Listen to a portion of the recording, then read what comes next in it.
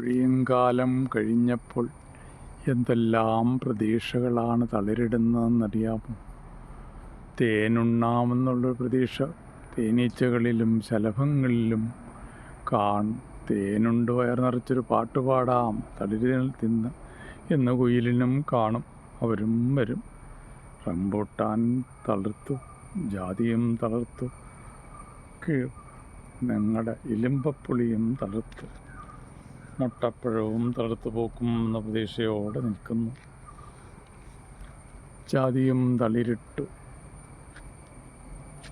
നോക്കൂ, എല്ലാം പിലവൊഴിയും കാലം കഴിഞ്ഞുപോയി. ഇനിയും പ്രതീക്ഷകൾ പോലെ, പുത്തൻ പ്രതീക്ഷകൾ പോലെ പുതിയ കാലങ്ങൾ വരവായി. തളിരിട്ട് നിൽക്കുന്ന പ്രപഞ്ചം. നിങ്ങളുടെ മനസ്സിലും പുത്തൻ പ്രതീക്ഷകൾ, ഉണർവുകൾ തളിരിടട്ടെ. നോക്കൂ, ചതുരപ്പേറും തളിരിട്ട് കഴിഞ്ഞു. കപ്പളവും തളിരിട്ടു. ഫലമായി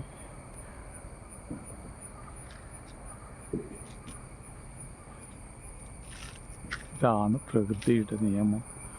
എന്നും വിലവൊഴിയും കാലമായിരിക്കില്ല. അത് കഴിഞ്ഞ് വസന്തവും ഹേമന്തവും ശിശിരവും എല്ലാം കടന്നു പോകും.